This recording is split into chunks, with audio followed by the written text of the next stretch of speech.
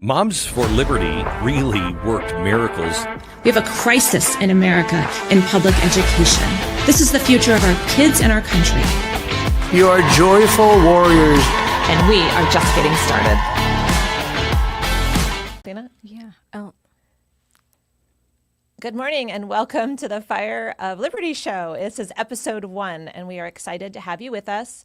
What you'll find in this new show that we have put together is stories from moms and dads that are out on the front lines fighting for America and for their children right now.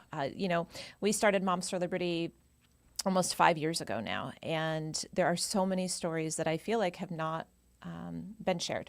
And so each week we're going to come to you live Wednesday morning at 10 a.m. and bring you a mom or a dad to share their story. And we hope the story will inspire you and empower you to take action and stand up for the things that you believe in. And so today's our very first episode, and we invited Scarlett here. She is what I like to call the Wisconsin warrior, and you're going to learn today why she is just so amazing. So Scarlett, why don't you just say a few things about yourself, and then we'll get into some great stories about you. Hi, Tina. It's great to be here at the launch of this show, and the studio is amazing. It's really, really beautiful, and I'm really excited for what we're doing with Moms for Liberty and a show that's going to celebrate regular moms like myself. That I went from driving my kids around. I'm a mom of 5 in a minivan to. Wait, hold up. You're jumping into the story. I'm going too fast. We'll talk about this great studio that here in our office, Amy and Lisa built and put together. And, I'm so happy with beautiful. it. It's beautiful. It's interesting. This is a whole new experience for me, and I know probably for you. And to know what went into this, making sure the sound is right and the tech is right. Yes. And so it's been, and where everything is measured. And it's funny because for those of you that aren't podcast or, video experts, like even the shelves, I'm like, put the, eye level. I'm used to decorating my house. Yeah. And they're like, no, sitting in a chair level. Mm-hmm. So I'm not sure if you can see it, but I'm going to go ahead and give a shout out to the gentleman that painting up there on the wall, if they can show it on the camera, I'm not sure. It might be just behind Scarlett's head a little bit. 2 weeks ago, that arrived in our office, and we have the best supporters in the entire country. This gentleman was a educator for 30 years, and he painted that for us. And he detailed in his letter what a lot of the things in the painting mean to him and his 30 years of being an educator. And so we thought it was important to include that in our new Fire of Liberty studio as we talk about kids and America and education. And so but let's get to you, because you are our guest. And I think we're going to get to your story. But first, I just wanted to ask you, let's start at the end and say, where were you last week, Scarlett Johnson? Oh, where was I last week? Well, last week, hard to believe, I was in the West Wing. We were in D.C. First, it started off, we were in front of the Supreme Court, supporting the Maryland Moms for Liberty chapter there, because they had a case that was actually being argued in front of the Supreme Court about books like Pride Puppy, very inappropriate books for children. And what was great is to see Moms for Liberty members from across the country drove out to support Rosalind and to support the chapter. And so from there, I took an Uber and I was in the White House, so it was fantastic. I was able to be a guest of Carolyn Leavitt, the press secretary for the White House. And I felt like, pinch me. This is like a dream come true. And I got to have a tour of the White House. I got to see all these portraits, to see the office of the FLOTUS of Melania Trump. And then I got to meet a lot of the communication staff behind the scenes. Scarlett, what did you bring into that communication staff behind the scenes? Now, this was fun. I made sure to bring Moms for Liberty goodies, special little packages for my friend Ellen, who had arranged everything, and for Carolyn, some Moms for Liberty mug and Moms for Liberty our Post-it notes, our chapsticks, things like that. And all of the staffers like loved it. They loved the chapsticks and the pens and like the little notepads. And so I handed those out. And then I had a bunch of Moms for Liberty signs like Save Girls Sports and, XXXY, stuff like that. And they loved it. And I basically ended up handing out all of my signs and they were taping them up. And so it was great to feel like the love that a lot of these younger women had for Moms for Liberty. Many of them don't have children or they're just starting out their families, and they were recognizing how important the work that we do is, because they will one day have kids that will be attending schools, and they want schools to return back to focusing on excellence in education and not on woke indoctrination. And so the end of that day in the White House, where were you? You're missing one of the most exciting parts of the story. So yes, I was able to actually walk into a press briefing with Carolyn Levitt to sit in on a press briefing, and Tim Pool was the guest that got to ask a question, and then I got to watch all of it in action. So usually that's something that you see on TV, but to actually like be there and see it all happening. And then I went back with Carolyn and we had a great conversation, and we talked about Moms for Liberty, and she was warm and she's really smart. And everything that you see when you watch her on TV, she is just as cool, calm, collected, and intelligent behind the scenes, and everyone loves her. So let's talk about, because I think that's fascinating. So here's Scarlett, mom of 5. You gave us a little glimpse of maybe what your life was like 5 years ago, but as of last week, you're in the White House, you're in the press briefing room, you're hanging out with Carolyn Levitt and other staffers in the White House. And of course, I know a lot about you, so I know all the other amazing things you've done over the last couple of years. But let's go back, because I think most moms that are listening, or dads, or people that are listening, may not think that they don't understand. They're like, oh, she's at the White House, you know, like how do you get from mom of 5 in a minivan to the White House? So that's what I'm hoping we'll talk about a little bit, and your story, I think, is going to touch some people. And there's a few things when you were sharing your story with me that really jumped out at me. So I'm going to drive you to those, hopefully, in this conversation. So first of all, so you're in a minivan, you've got 5 kids. What are their ages? What are they now? What are they now? They are 26 to 13. So okay, that's a wide range. And when I started, they were very young. So I had kids, in elementary school, middle school, high school, and college. And what is the thing that you went from, I would say probably politically unengaged? Is that a fair statement? Very fair statement. I didn't even know who my school board members were. I had never attended a school board meeting. I really didn't understand the dynamic.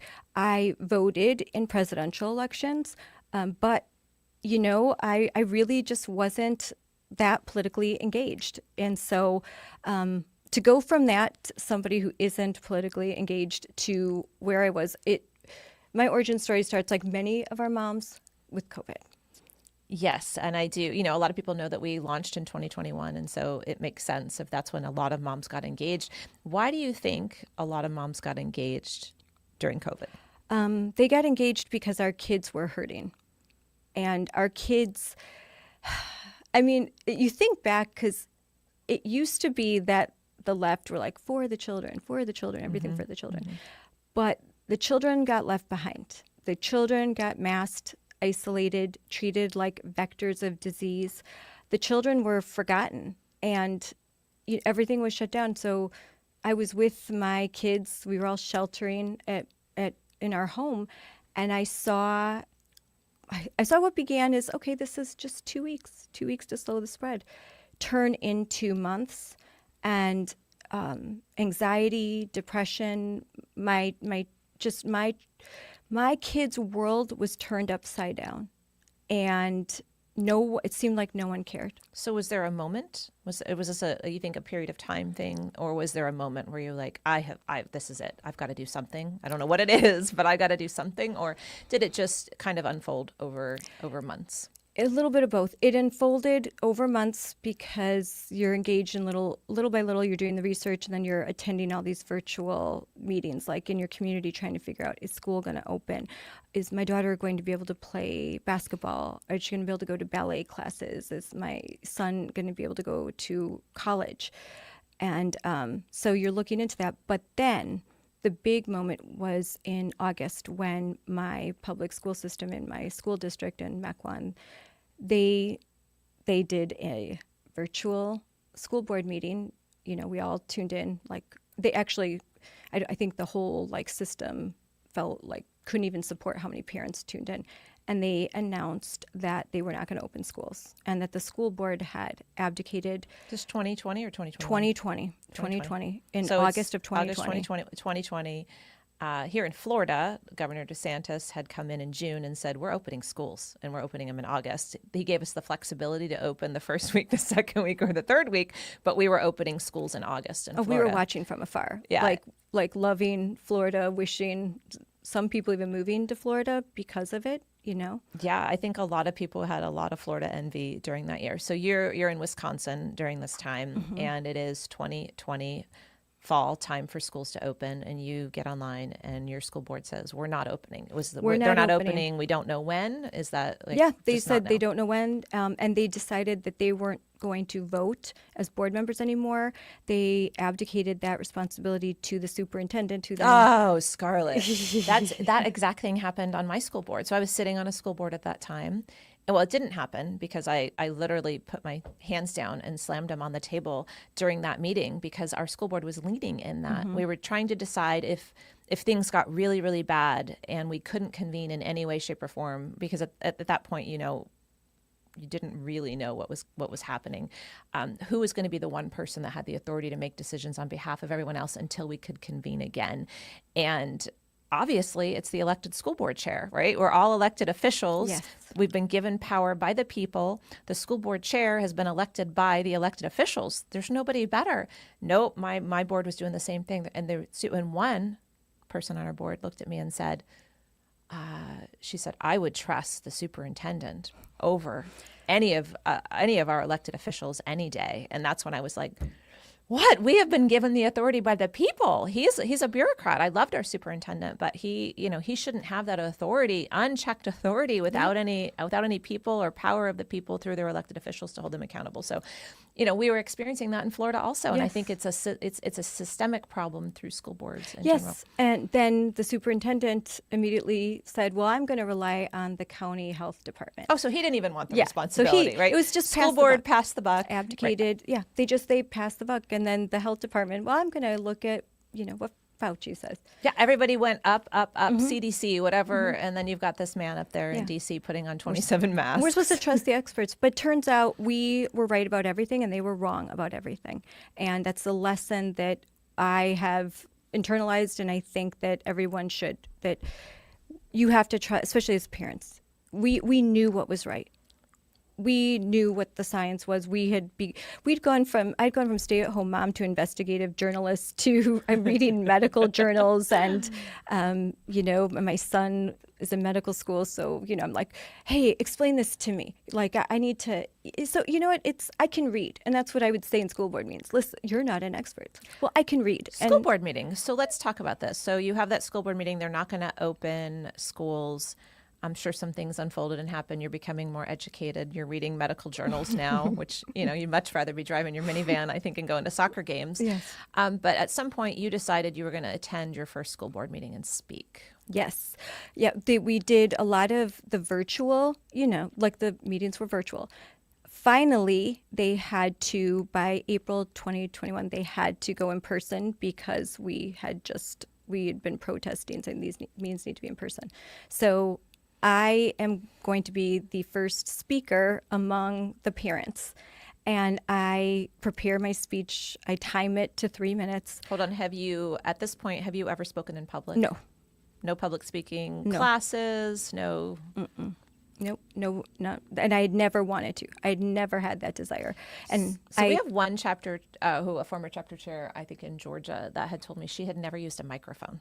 And her school board speech actually went viral around the world, and that was her first time ever speaking into a microphone. Do you put yourself in that category, or?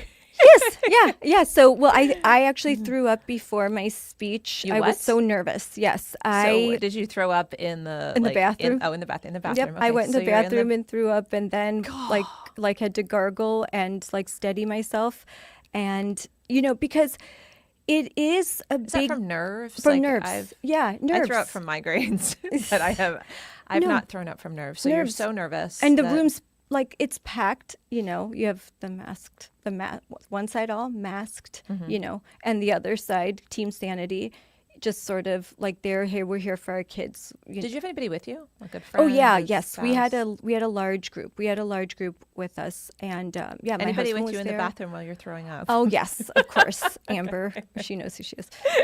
So our Amber? Amber, a different Amber from Ozaki, but Amber Schrader. But so then I went to give this speech, and it was powerful. It was really powerful, and people were crying, and it was because it just came from everything inside of me, that this was about my children, our community's children, the children of America, the children of the world. Like someone needs to speak for them. There's no army, there's no union on their behalf. There's a teachers union, but there's no one to speak for children, especially in education. If we don't speak for our children, they have no voice. They have absolutely no voice. And they were being masked, isolated, forced to eat lunch against the wall, walking around with plexiglass, put on 28-day holding periods because of if they were exposed to COVID. It was insane. Schools became juvenile detention centers. It was intolerable. And I just couldn't take it anymore. And I had to fight back, and we had to do something. And I don't care. Why are you nervous when you go speak at a school board meeting? Because you're with your community, the people that you see in the grocery store, the people that you run into, the kid that your kids used to have play dates with until, half of the community no longer wanted to do that because they were afraid. They were, and maybe not necessarily just afraid of COVID, but afraid of what would happen if their kids sneezed and then they were couldn't go to school or anywhere for 28 days. So everyone's trying to be protective. And we just had to we had to end the insanity. It was insane. So you're terrified, you're throwing up, you speak, people are crying. How do you feel after? Empowered. You're ready to do it again. Oh yeah, empowered. And how much hate did you get from that speech? I got a lot of hate, but I got a lot of love. So it's balanced, What's the hate look like at this? I know what the hate looks like now for us. That but what I does it wanted look like to at kill that old point? people, that I didn't care about children, that I didn't care about teachers, that I didn't care about the community, mainly that I wanted the elderly to die, that I was selfish, that I just wanted to put my kids somewhere, all of which wasn't true, I loved spending time with my children, but it wasn't healthy what was happening. It wasn't healthy that they were, and we know that now. Now, we knew it then, but now all the facts are laid bare. Look at the mental health of kids that were really affected by COVID, and the learning loss, and the social anxiety. We will, and I said this over and over again in school board meetings, what is happening right now is going to change a generation of children. And, I don't forgive them. The learning loss alone. They're not asking for forgiveness anyway, but I don't forgive them, and they're not even asking. No, people like Randy Weingarten are actually coming out and saying, what did she say recently? I was never in support of closing schools or something of that nature. And somebody called her out. Did you see that Jennings. on X? Oh, yeah. Who called her out? Scott Jennings on CNN. Yeah. And he right to her face. And you know what? I have a kid with learning disabilities. I have a daughter that had a speech impediment. And masks were really good for really good. Students with speech impediments. Virtual and masked. Like you wearing a mask, but through a camera. This is the kind of insanity that we dealt with, and now we deal with a lot of the gender insanity. But you know what I've noticed, especially some of our strongest chapter leaders that are still in it and have been from day one. This is a long time to be in the battle still at that level. And they are the ones with a lot of them have special needs kids. And, I may not have known that in the beginning when they joined us and came on board, but as you get to know them more, the children that were harmed the most during that period were special needs children. And mama bears came out. I'm not a huge fan of that term all the time, mama bears. We haven't really adopted it much at Moms for Liberty for some reason. But, that's what happened. The bear and all of us came out when we saw our children hurting. I had a middle school child when all of that happened, and my school board voted to not make masks optional and keep kids 6 feet apart. And he's a very introverted child who is already somewhat struggling in some areas socially. And I pulled him out the next day. Same school system I graduated from, my other children graduated from. I cried. I was on the school board. Like I didn't want, I believed in our system a lot, in our school system. And it was devastating to me, but I knew what that would do to him. He was already struggling with, it was terrible. It was just terrible. OCD, to the level of, the washing and the sanitizing of hands. Yeah. It was bad. It would make me cry to watch my son in that. And so I knew if he put on that mask every day, all day, he would hide behind it. He's an introvert. He didn't want to communicate with others, and I just couldn't allow it. So some of my kids my daughter that was in high school actually got 2 jobs because no one wanted to work, and she good for her. She had 2 jobs and she functioned, and she just found a way through it. I had another child that went through severe social anxiety, and it was a long road, what happened to her, because it was the wrong thing to happen at the wrong time, where she lost everything, her friends, her social network. And there was a lot of criticism, like, oh, you just want your kid to go to prom, or well, those are probably the most impactful, important things in your child's life. These are the things that kind of define them. Playing sports, sometimes that's their opportunity to go to college. All of these things are important. And we know that now. The loss of all of their social activities, all of their social skills, that was a huge loss.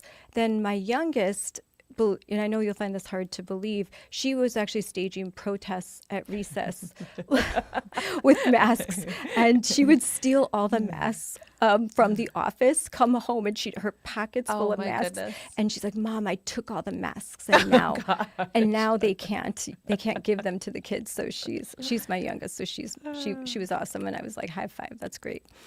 So different kids reacted differently, but they were all affected, and they are. My husband and I were just talking about this. Our kids are still, in some way, the scar of what happened is still there. It will always be the emotional scar. But then the national numbers, we saw the national report card come out, and the kids are not making up the learning loss.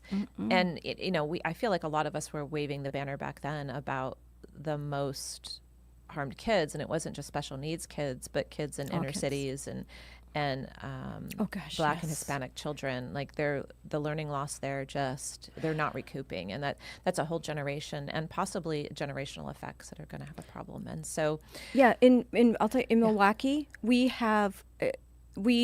actually made headlines because Black school children in Milwaukee are proficient reading at a 4% level. Only 4% of Black school children can read a grade level MPS, and these are 4th graders. So shame guess what? On they were in kindergarten during leaders. COVID. Like shame on the education. They didn't learn to there. read. It's terrible.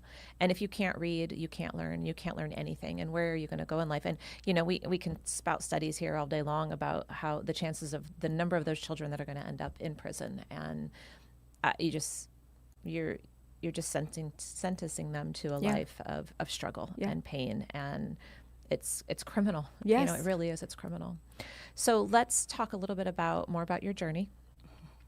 So you speak at the school board meeting, goes well, you're feeling empowered, and then I believe is it the recall or the school board? Yeah, we start the recall. I mean, we actually had we ran one candidate, and he won. He got the most votes, so we were feeling even more empowered by April 2021. So you had a candidate. You got you and your team of of Moms and dads, warriors, of yep. parents say there's a seat open, we're going to support this candidate and we're going to get him elected to our school board. But that's just one seat. That's just one seat.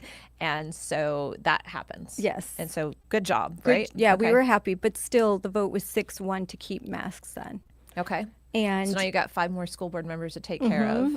yes. And what happens next? So what happens next is we realize that despite winning this election, despite all of the news, all of, even this was nationwide And you know who news. your school board members are now. Yeah, don't I you? know who they are. And they know who I am. And I remember putting a post up on our national Facebook page, like 3 months into launching, and saying, "Do you know who your school board members are?" And people are like, "No, no, no." And then, "I do now. I do now." I sure Like, learned. You sure learned who they I were. sure Okay, learned. so and 6 we were people you want to regular. get rid of. Yeah.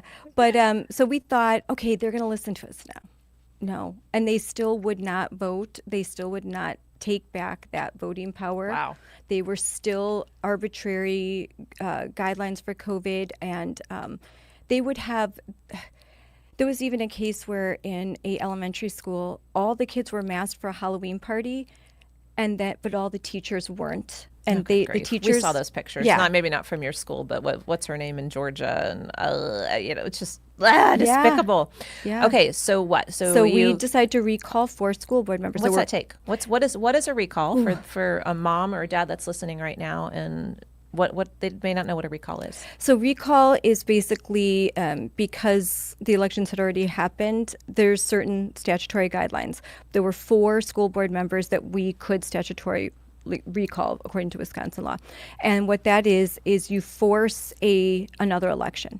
You recall them, and now they have to run again in a special election. So we, the people in this community, have decided these 4 people are doing a really bad job not representing us. They're representing us poorly, and so we can. What do you have to do to get somebody recalled? So first of all, we had to meet for months and organize and decide, is this what we want to do? Because it's a big step and it's going to take a lot of work. You only have 60 days to get 16,000 signatures.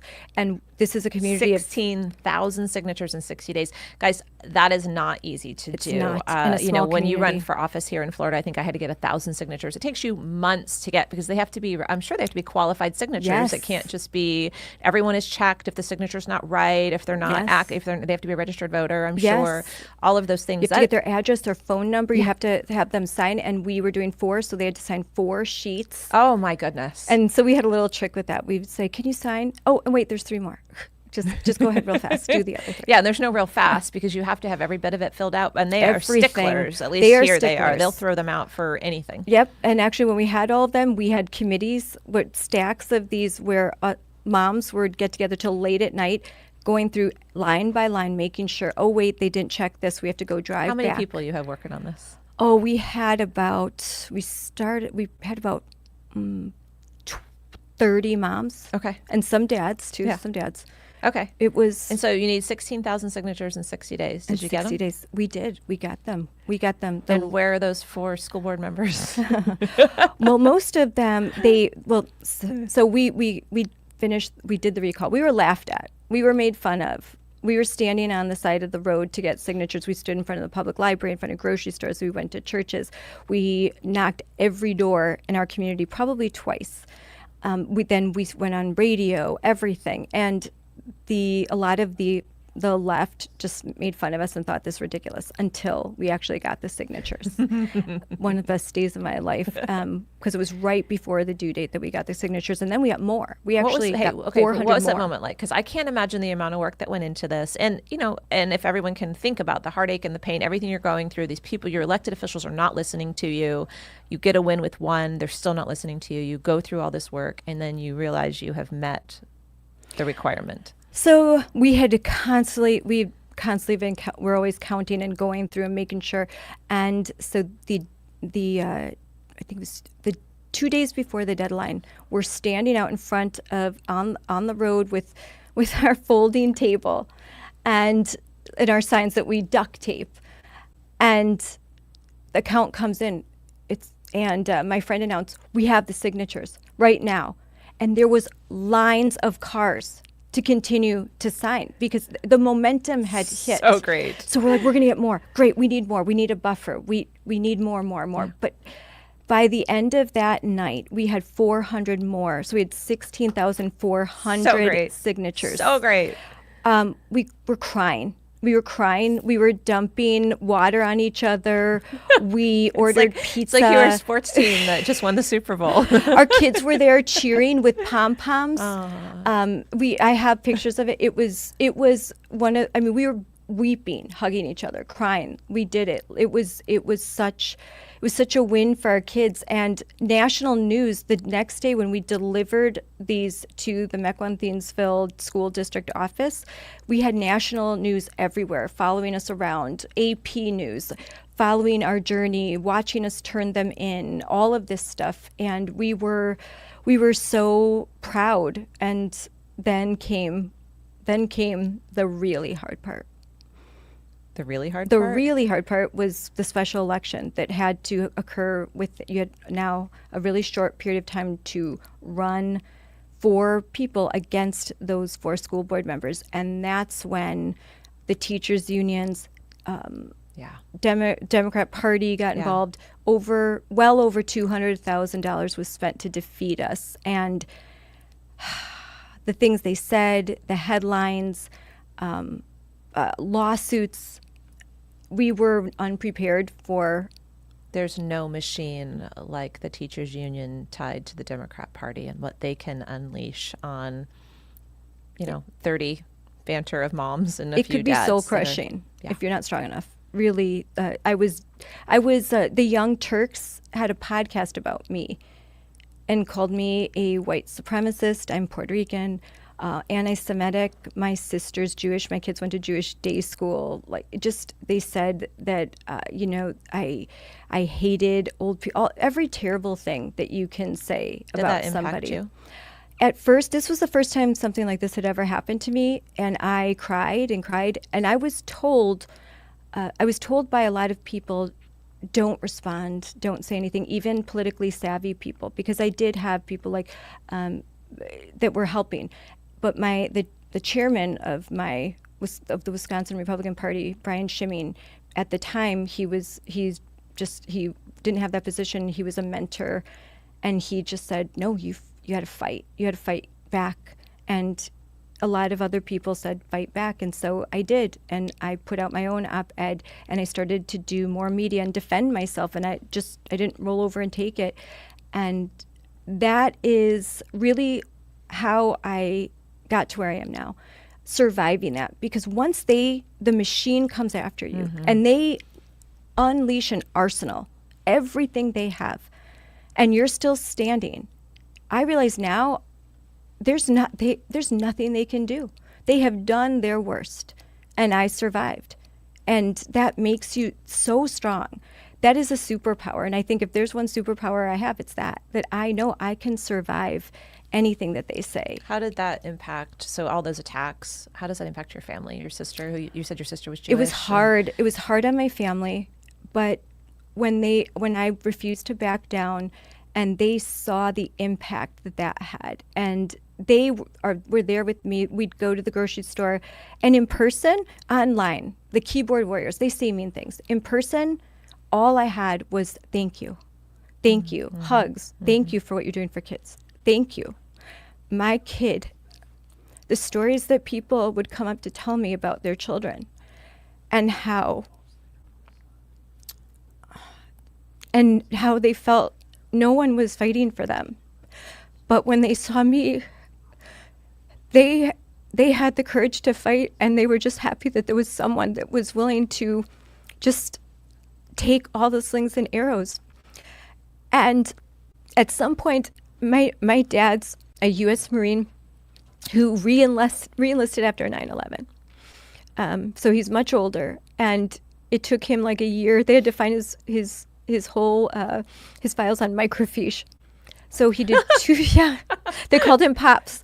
He did 2 tours in Iraq and 1 in Afghanistan. And so I just thought, I love my dad, and I thought he's the bravest man I know, and when I wanted to quit, he's like, you can't quit, Scarlett. You're a hero. And if you quit, what message are you sending to your kids? What message are you sending to? Because if you quit, then everyone will think, I can quit. I can quit too. Like I had to, and I think that people talk about courage. They talk about what it's like to be brave, but you don't know what it means until you're there, and you have to make a choice. Like, do I stand? Do I take this? Or do I just go away quietly to a quiet life and forget about all of this? And I realized then, like, I have courage. I can be brave. And that's the message that I share, that you can think that you're nobody. Who am I? I'm just a mom.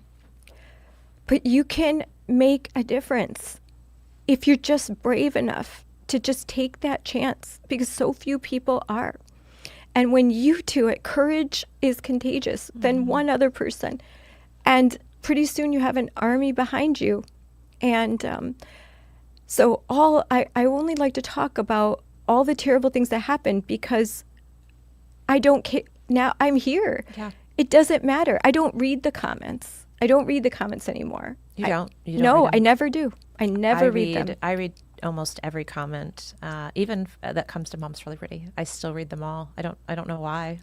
Maybe I never read the comments. People used to share them with me, and I said, stop sharing them. Like, Yeah. I don't, because it's not real. It's astroturf. What's real, I will listen to a comment from someone who loves me and cares about me. Mm-hmm. That's from the heart. I don't take advice from people that hate me and who hate this country and who would harm my children. I don't take their advice. Why would I take the advice of crazy people? I don't let crazy people decide what I'm going to do. I decide that with my family. Mm-hmm. And I've said to you, I love what is in front of me more than I hate what's behind me. I'm not going to listen to people that their heart is full of hate and rage. And now I feel sorry for them. Yeah. I feel sorry for them, because for you to have that much hate in your heart, there's something bad happened. Something's wrong. And I want to pray for them, and I might have a little more sympathy for them if they weren't trying to destroy my country and take my children from me. But because they're doing that, I have to fight them. Goodness, Scarlett, you are such a courageous example, and your story is it's similar to most of the leaders of chapters in Moms for Liberty. So I'm just so looking forward to more episodes of this podcast too, to dig in with some of our other moms, because it is what you've overcome it's no small feat, and our haters definitely pile on and they try to break us. And so I'm just so proud of you. I think it's a good time to for me to tell you how proud of you that I am. Let's talk a little, just touch quickly. So were you one of those 4 school board candidates? Is that when you ran? Yes, I was a candidate, and I ran, and I lost. We have 42% of the vote. We ran as a slate, which I was kind of happy about, considering they had turned me into literal Satan, that 42% of people came out to vote for me. And what was really interesting, and I think a lot of other moms and dads who've run like I have, you never saw the candidates. They were never out in public. They never did anything. They didn't have to be. They had all the money. You said $200,000 behind them, which in a school board race is astronomical. Most school board races aren't more than $5,000. And so they didn't have to. We had rallies. We had support. It seemed like, wow, we've got this. The momentum we had, but then the numbers come in, and you're like, what happened? Mm-hmm. Like, where did that come from? And I realized that they were organized. They were so organized, and I'm like, that's what we're missing. We need to be as organized as this astroturf enter stage movement. Moms for Liberty, right? Enter stage Moms for Liberty. Enter Amanda Nidweski, who was a co-chair of Kenosha at that time. And after I'd lost, and I'm laying on the couch, and I'm like, I don't want to get up in the morning. Like, my husband took the kids to school. So another low. Yeah, another low. And she called me and she said, "Girl, lady, you're it's okay to feel bad about this, but God has a purpose for you. and you need to start a chapter of Moms for Liberty. And I was like, oh, that group from Florida I keep hearing about, I keep seeing on TV, yeah, but aren't they just in no, I have a chapter. We started a chapter. You need to start a chapter. And so I called y'all, and pretty soon, like I went to Tampa for the first summit, and I met my people. I met my tribe. I cried through most of that summit because it was like... Did you really? That was a very emotional summit. That was the first time all of us got together, met for the first time. It was, we've had 3 summits since. We have one coming up in October again, but I don't think there's anything that can replace those 500 moms and a few sprinkled dads at the time. Yeah. The power that was in that room. There were some moments. The last Sunday, I couldn't stop crying. With Dr. Alita King on stage. We had just been raked through the coals with all the names you were called nationally. We were called racists and all types of things. And then you're sitting at a table. Oh, me too. Everything that happened. Oh, that happened to me. Oh, did this? No. And you realize, like, oh my gosh, it's the same playbook in every state. We all had war stories. We are the U.S. Marines of grassroots conservative. We are the U.S. Marines. Yeah. We had the same battle scars, the same stories, the same. And then you're like, well, what strategy worked for you? Or try this worked for me. Or just basically, I felt recharged. Yeah. Like my batteries were like, oh my gosh, on zero. You go to Summit, and boom. It's a good time to plug for Summit, momsforliberty.org. Yes. That's not the point of this show, but Summit is going to be in Orlando this year. It's going to be bigger than ever, October 16th through the 18th. So, I can't say enough good things about Summit. If you're looking for your people, join us because it's remarkable. I can't say enough good things about Summit. So you get to Summit, you decide to start your chapter. You guys have had remarkable wins, and I want to focus now on school. Then we focused on school boards. We focused on Wisconsin. So, okay, it didn't work out for me, but there are areas where it can work out, and we can build that infrastructure. We need to have our own coalitions. We need to know what's going on. We need to be able to inform. We need to be the boots on the ground. And there's 72 counties in Wisconsin. And school board, there's conservative areas all throughout Wisconsin, and we just need to organize. Were you number 2? Because Kenosha was number 1. Kenosha was number 1, Wood County, and then there was... So number 3, yeah, you're number 3. Exactly. And not to jump too far ahead, but sometimes it's fun to do this. How many chapters now? 22 now. 22. And we have more coming online. And after, so you're chapter chair, you guys win elections, you're sending us endorsements before. I remember this because we were like, maybe we should endorse in school board races in Moms for Liberty. Maybe that's a really good idea. and we just put out an all call to the chapter chairs. And I think you sent us like 30. Oh, yeah. And I was like, I thought we would have 30 nationwide. Yes. And you had, I think, 20 or 30 just from your county that first year. Yeah. We had statewide leaders like, could you endorse me too? Like it was, and that's with Wisconsin. We've built a fabulous team in Wisconsin and a lot of them have been doing this for a long time, and a lot of new people, which is wonderful. It's nice to have the old salty Marines that have been doing this for a while, and then have the new recruits, and you need that energy. So it's been fabulous. We have a great What's team. Been the win rate over the last 3 years for school board races? It's been about 70%. It's remarkable. Yeah. So like you, like me, like you, I lost my 2020 school board race, and so it's amazing what we've been able to do, being losers. Yes. Right. And then we started a state legislative committee last year, and this year you were there. We had our launch of we had our first legislative day, and it was amazing. All of the state officials that came said it was the best legislative day that they had ever attended, because they were informing us, but we were also informing them. And for those that don't know, legislative committees, our chapters get together, one vote per chapter, and they form a committee statewide. And now not only are chapters fighting at the grassroots, local school board level, you're now fighting for state legislation. Yeah. And so they put together a day at the Capitol to meet with legislators, and that's what she's talking about. It was a very successful day. It was so great to be there with you guys and see the energy and the action that was happening. And our leaders don't play. Like when we had all of them come in to talk, our moms are all there. Like, okay, raise your hand, and they're all raising their hand, ask a question, and some of them were like afterwards, like, okay, boy, you guys are, and they are like, we're going to schedule a meeting with you afterwards because we want to discuss this legislation. It's wonderful. It's just wonderful to see, and they saw, okay, this group, they're engaged, they know the issues, and you know what else? We were saying, we want to help. We want to support. It wasn't there to just criticize. We were asked, what do we do? How do we support? Yeah. And they loved it, because a lot of times we will ask of our state legislators, hey, go out on a limb and support saving girls' sports. Yeah, that's a 70% issue, right? 70% of normal people say, absolutely, we don't want boys and girls sports. We don't want boys and girls locker rooms. However, when they introduce that legislation, our side doesn't show up to test. They don't go to the committee hearings. They weren't, at least. Mm-hmm.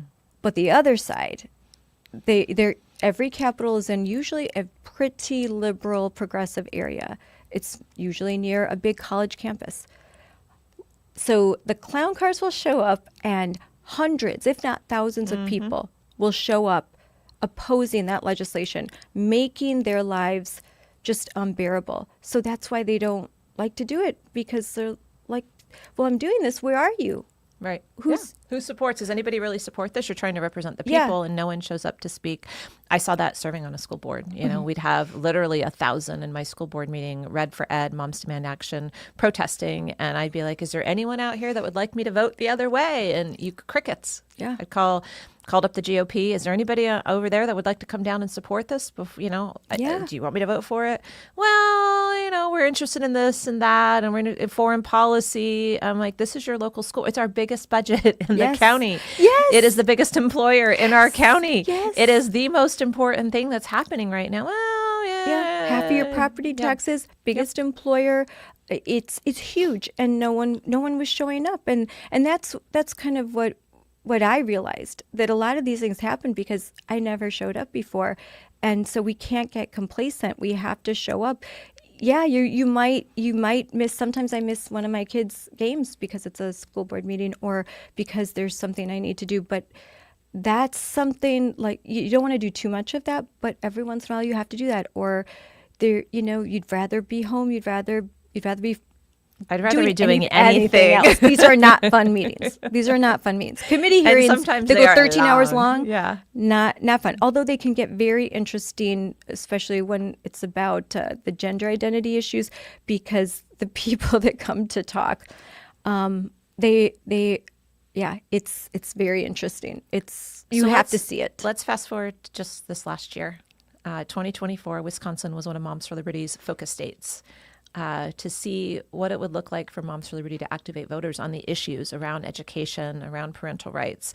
And so you became a state ambassador, along with 3 others. We had 4 state ambassadors there. And you led the charge statewide to get out the vote, not for any specific candidate, but for any candidate that happened to stand with parents and support girls only in girls' sports and girls only in girls' bathrooms, and support the right of a parent to fundamentally, like the fundamental right of a parent to direct the upbringing of their children. So there was only so many of those on the ballot. And so we were able to point to that. So tell me what did that look like for you to go from mom who didn't know her school board existed, basically, voting only in presidential elections when they were prime time and in the front and center, driving a minivan, 5 kids, to state ambassador for Moms for Liberty, engaged in getting out the vote, basically, for probably the most important presidential election. I know everybody says it, but truly, it really was. We were in a really bad track. So what was last year like for you? First of all, there's a series of things. So all of that with Moms for Liberty, but also I became a chair in my county party, in the county Republican Party. So I got involved. Didn't like what was happening there. So again, let's go. Then we have to go in and we have to fix it. We have to change it. We have to run for these positions. We have to attend county meetings. I became a delegate I ran and won a position to be a delegate for the Republican getting involved everywhere. President. Yeah, so I was on the floor when Trump was nominated. I was involved. I got to learn and meet people and have relationships. Worked closely learned to work with the Republican Party, Young Republicans, and also TPUSA, Turning Point, doing events with other like-minded Building 50C3s, coalitions, C4s, like Turning Point, America for Prosperity, all of them, and especially because Turning Point, they have a lot of the younger activists, and so moms, and it all worked out. We're all fighting for the same things, and so you build coalitions, you get involved in your county party, and I started to develop a good name that I'm willing to work, willing to put the effort out there, willing to support, not be negative, to try to just be positive, be a positive force for change, always joyful, joyful warriors. Like even, that it's really important. Being joyful doesn't mean that you're not strong, passionate, that determined. Doesn't mean you don't fight back. You Yeah. said you fought back, but you can fight back with a smile on your face. Yes. You can fight back joyfully. You can stand your ground. And I think you do that very, very well. So Yeah. just tell me about, though, the experience of 2024. So you're now involved in the Republican Party. You're leading Moms for Liberty. You're one of 4 state ambassadors. And somehow I see you, I guess, officially on the Trump train, right? Yes, I yes, see and I you- made a lot of friends. Yeah, or the Yes. Trump bus or the Trump train, or whatever you want to call it. I was the only there. woman. First of all, I was the only woman among all of these men, the great men. They were really, really nice. But So how do you get on the Trump train? How do you go from soccer mom to being I got a call. speaking? I see you at the rallies. I see you with President Trump. I see you in front of the bus, all of these places. Like, how do you get there from there? Yeah, I got a call. Like, Scarlett, are you willing? We need you. We would love to have a mom that's willing to speak about the issues that you care about. These are, and frankly, they knew. They looked at the polling. They noticed some things, that every time President Trump mentioned saving girls' sports, Our issues made it to his platform, his top, whatever it was, 10 or 15. crowd Yep, erupted. yep. When he talked about critical race theory, DI, the crowd erupted. So they looked around Wisconsin and they said, who's a woman that's representing this that we can bring on the team? And they called you. me. They called me. And my husband, who's a saint, because this was a lot of time away from my family. Sure. And he's like, do it. You got to do it. You need to do this. This is what you wouldn't be happy doing anything else. And frankly, I loved it. I mean, we traveled all throughout Wisconsin. I went to counties in Wisconsin I didn't even know existed. And Wisconsin is really beautiful. I realized how beautiful my state was. And I am more passionate for my state now than ever when I saw that there's so many rolling farms and hills and beauty. And yet in these areas that are mostly conservative, there's drag queen story hour. There's a boy undressing in front of girls in a locker room. The stories I heard, the stories that even to this day, they'll say, oh, that didn't happen. I know they happened because I looked in the eyes of the parents, tearful eyes, begging me, Scarlett, help me. When you have several hundred people doing that, it changed. It became like a passion. Like, I had to do it. I have to help. I have to find a way to help. And traveling my state, I realized that this is really important. And the issues I'm talking about are important. There were parents that told me I wasn't going to vote in the election. I really just was sick of politics. But then I saw you speak and I talked to you. And not only did I vote, I took 10 people with me. And that just made everything worth it. And then you took those stories, and other chapter leaders in the 22 chapters around the state took stories from parents, and they sent them locally to other people to say, this is happening in your school, down the street, the most local issues, via text, via postcards, via emails. We helped at the national level amplify that with you all. It was a big deal. It was a big deal. It was a big deal. We were reaching a group that isn't reached by all of the sort of the big 250,000 voters we identified in your state, and just shared with them what was going on. Like, people, how did you get them to turn out to vote? Well, we just told them what was happening. Yeah. And you all did it locally on the ground with people in your community, and the messages came from you. You did videos that said, my community, let me tell you what's happening down here. And then we would push that out via text in different ways. And what would you say, what was the result of that by election day of those 250,000 voters? We had, I believe, was it a 93% turnout rate among the voters we contacted? It was 93 or 94%. Thank you, Scarlett. Thank you, Scarlett, the ambassadors, the chapters in Wisconsin.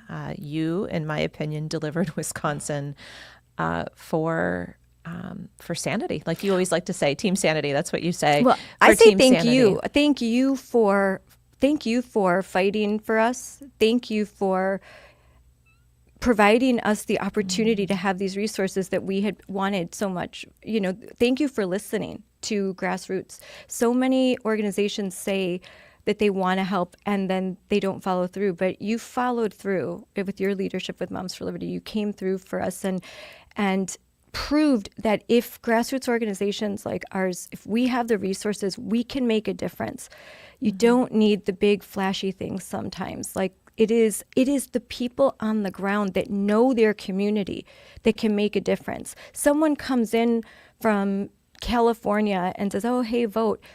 In your Wisconsin, I'm going to tell you, that's not going to work. It doesn't work in most places in the country. You're not going to be able to go to St. Croix County and say, "I'm from New York, you should vote for so-and-so." That's not going to work. They want to see people from their state that they trust. And you have to build that relationship. And I and members of my team, the other ambassadors, we spent a lot of years building relationships, putting the time in, not seeing the fruits of that work. Now we're seeing it. And boy, when that harvest comes, it's a beautiful thing to see. So I would say you've had some lows, but some huge wins in Wisconsin. Would you say it's all been worth it so far? Oh my gosh. I'd do it again. I'd do it again a million times over. Would your family say it's all worth it so far? Yes, they would. They would say it's worth it. They are really proud of me. And I've got a 16-year-old. Her friends follow me and they say, "Your mom is so based." Like she just says, "Do you have the shirt? You need the shirt." I know. Mom is There's based. a based shirt. Maybe we need a based shirt. My daughter says all the time, and she's like, "And all the teachers know who you are." So for good or for bad, right? For good, it's good. Like there's and many of them say when I go and they're like, "Thanks, everything you're saying is true." So good. So words of wisdom. For parents that are listening right now, for those that are still on what we like to say their comfy couch, just wishing somebody else would take care of it in their community, words of wisdom for them.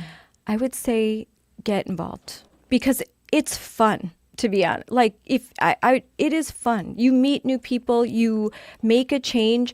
Getting called names is fun. Yeah. Getting called. The other side of that is fun. And you know what it is? You get used to it. It's a badge of honor. It's like it's if you haven't lived till you've been called a racist, homophobe, transphobe, bigot, all in one evening. All in one even, they're going to call names, but you're standing in truth. Sticks and stones, right? Yeah, it stinks, but it's okay because you're doing it for all the right reasons. Think about the civil rights movement. The parental rights movement is the civil rights movement of our time. Look at what Dr. Martin Luther King went through. They were called names. People threw things at them. But they stood for what they believed in. And the joyful warrior, the peaceful, that I'm going to stand. I don't care, whatever, come what may, I'm still going to stand.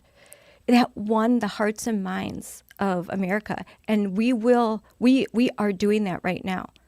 Remember 2022, they designated us as a hate group, and now it's like, whatever. Yeah. Whatever. What's your fire? What lights that fire? So the show is the Fire of Liberty, and so we're going to wrap it up here with love for my country, love for my family.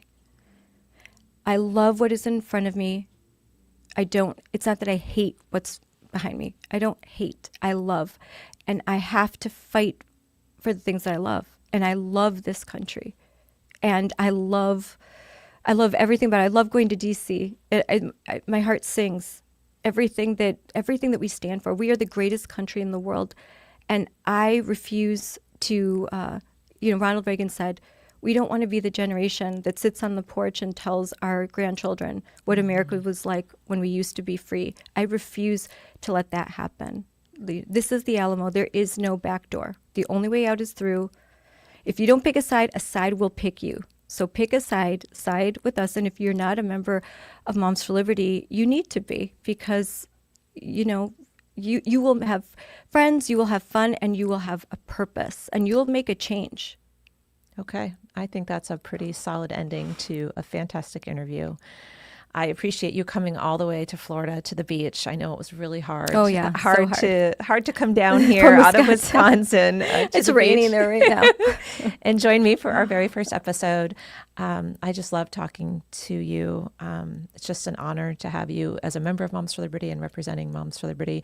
Just as a side note for everyone else, Scarlett now is also running our social media, which is a huge relief, because we honestly, as well as we've done on social media up until now, it has been piecemealed by several of us trying to just keep it afloat. And so I'm so excited. Thank you for stepping up again and being willing to serve. We're excited to have you. Yeah. And I'm excited about our new podcast and where this is going to go, and our new studio. And so, America, get off your comfy couch, get out and be like our Wisconsin warrior, Scarlett. Yeah, it's really exciting. I love the direction we're taking, and that we're involved in new media now too. So it's wonderful. Thanks, Scarlett, for being here. Thanks for having me.